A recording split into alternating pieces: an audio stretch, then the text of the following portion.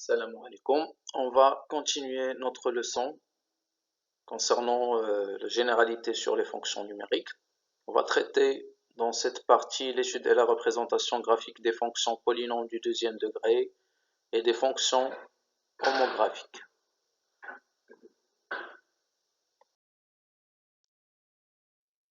Dans ce chapitre, on va parler de l'étude et la représentation graphique de la fonction ax carré, la fonction ax carré plus bx plus c, 1 sur x et la fonction homographique ax plus b sur cx plus d.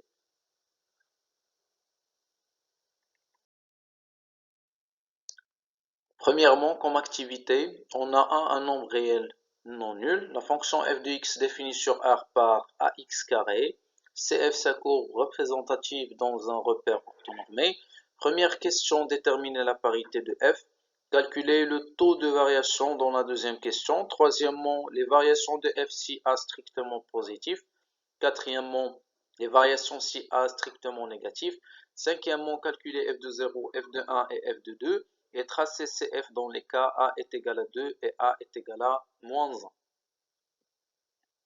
S'il vous plaît, faites pause à la vidéo, prenez une feuille de brouillon et essayez de répondre aux questions.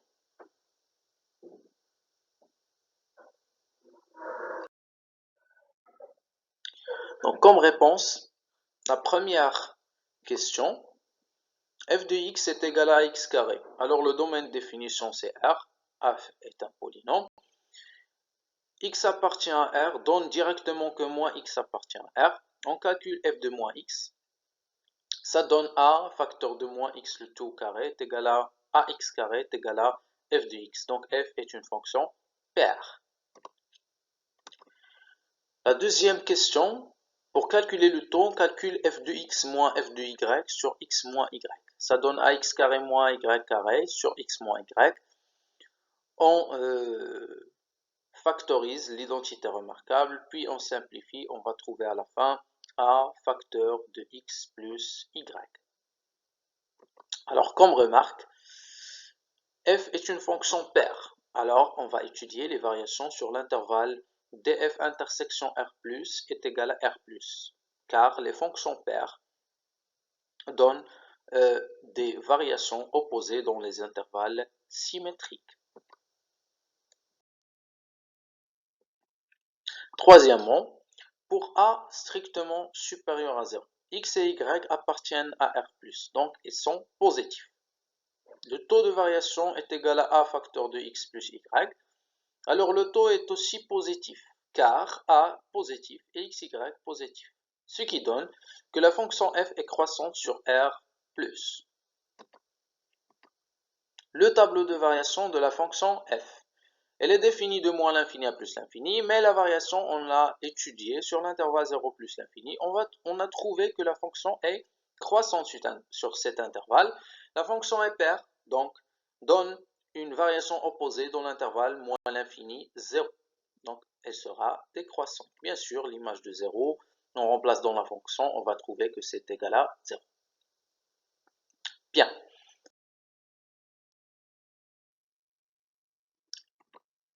Quatrièmement, pour a inférieur strictement à 0, toujours x et y appartient à R+, le taux est égal à a facteur de x plus y, alors le taux il est négatif, x plus y positif, a négatif, le produit sera négatif, d'où f est décroissante sur R+. Bien, le tableau de variation, la même chose, sur 0 plus infini on a trouvé que la fonction est décroissante, alors elle sera croissante dans l'intervalle moins l'infini 0. L'image de 0, c'est égal à 0. Bien. On passe à la question 5. Pour a est égal à 2, la fonction f de x est égale à 2x carré.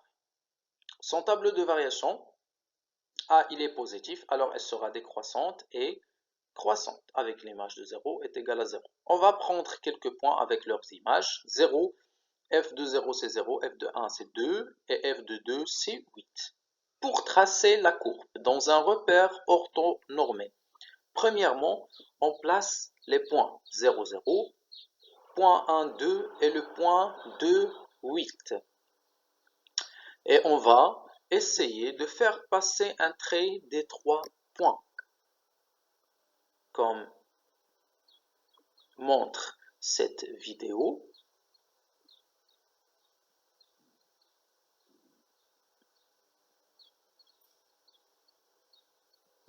Bien. Alors, à l'aide de la symétrie axiale, parce que la fonction elle est paire, on va tracer le reste de la courbe pour compléter la courbe sur son domaine de définition.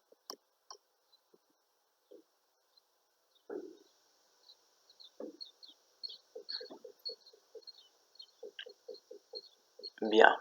Donc, cette courbe est en général s'appelle une parabole. Si vous remarquez, vous allez trouver que le 0 est une valeur minimale de la courbe de f.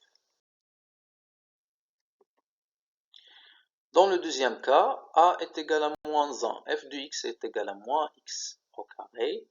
Son tableau de variation, puisque a est négatif, alors elle sera croissante sur moins l'infini 0 et décroissante sur 0 plus l'infini, avec l'image de 0 est égale à 0. Tableau de valeur pour nous aider à tracer. L'image de 0, 0, l'image de 1, moins 1 et l'image de 2, c'est moins 4. On remplace dans la fonction pour trouver ces images. Pour tracer, de la même manière, on place les points 0, 0, le premier point. Le deuxième point, c'est 1, moins 1. Le troisième point, c'est 2 et moins 4. On va essayer de faire passer un trait des 3 points pour avoir une parabole. Cette parabole est dirigée vers le bas.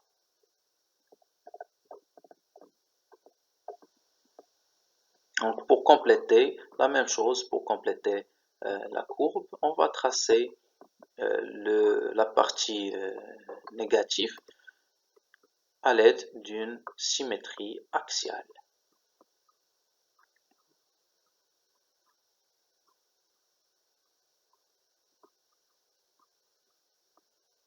On va trouver une parabole avec le point 0, 0 et une valeur maximale de la fonction f. On a terminé concernant cette activité. On va passer aux propriétés. La fonction f qui est égale à ax au carré est définie sur R. Elle est paire.